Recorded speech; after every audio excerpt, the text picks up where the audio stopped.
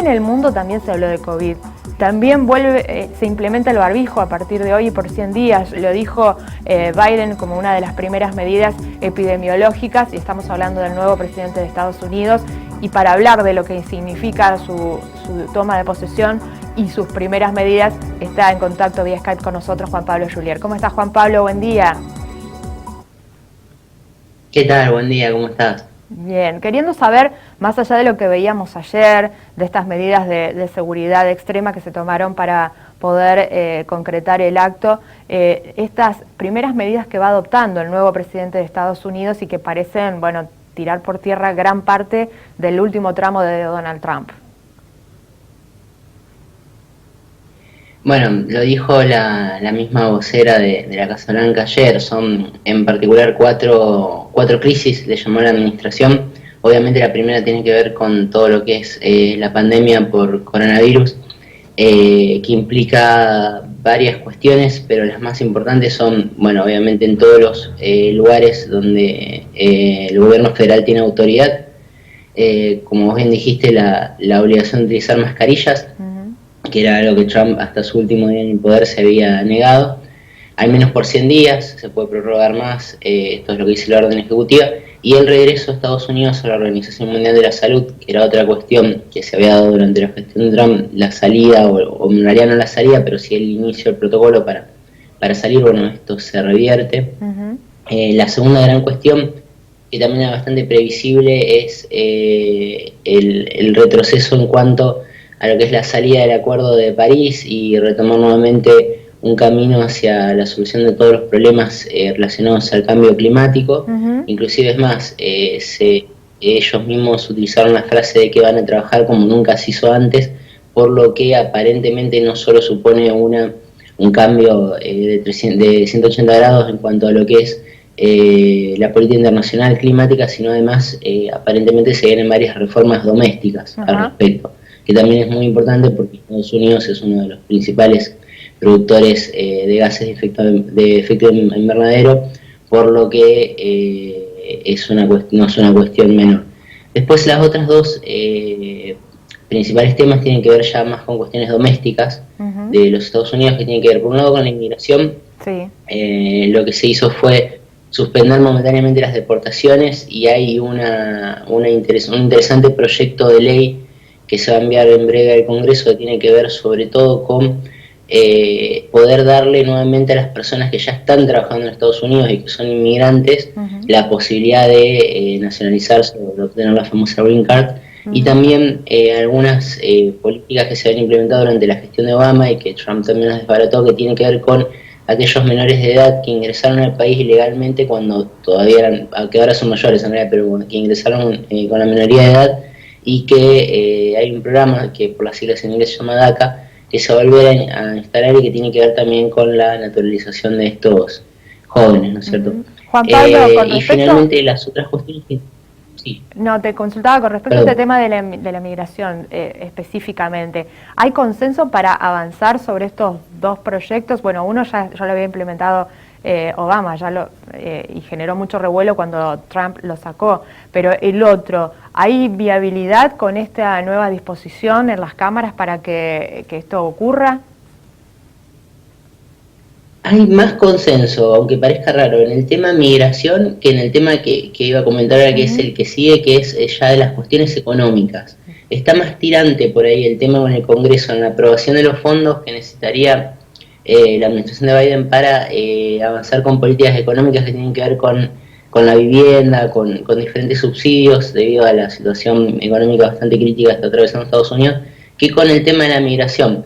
No obstante, hay que recordar que lo que es la Cámara de Diputados, que es la Cámara de Representantes, le llaman ellos, es demócrata, o sea, es mayoría demócrata, y el Senado está ajustado, pero en la práctica es como si estaría 50 senadores y 50, o sea, empatado, pero al desempatar la vicepresidenta, todo indicaría que va a pasar. Por supuesto, siempre es mejor si se construye algún tipo de consenso, más allá de lo partidario. Esto ya se anunció también ayer que se va a buscar.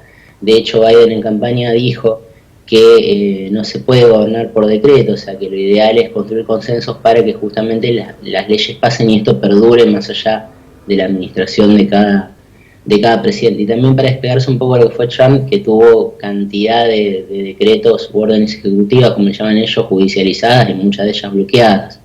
Entonces también un poco para volver a ese camino de institucionalidad que en Estados Unidos funciona bastante bien, de separar un poco lo que es decreto de lo que es ley y trabajar construyendo consensos. Va a estar un poco complicado ese asunto por lo que hablábamos la semana pasada, hasta que salga el impeachment a Trump. Por eso era una cuestión que la administración de Biden quería que eso pase rápido, justamente para poder enfocarse en estas leyes, en cuestiones que sí o sí tienen que pasar por el Congreso.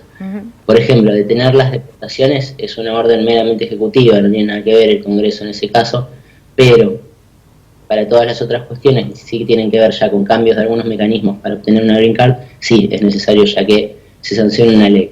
Entonces hay determinados puntos en los que se puede empezar. De hecho, Biden ayer firmó varias órdenes ejecutivas que tienen que ver con estos temas, pero sí eventualmente va a necesitar el Congreso. Vamos a ver ahora en estas próximas semanas, seguramente cuando ya se termine el tema Trump,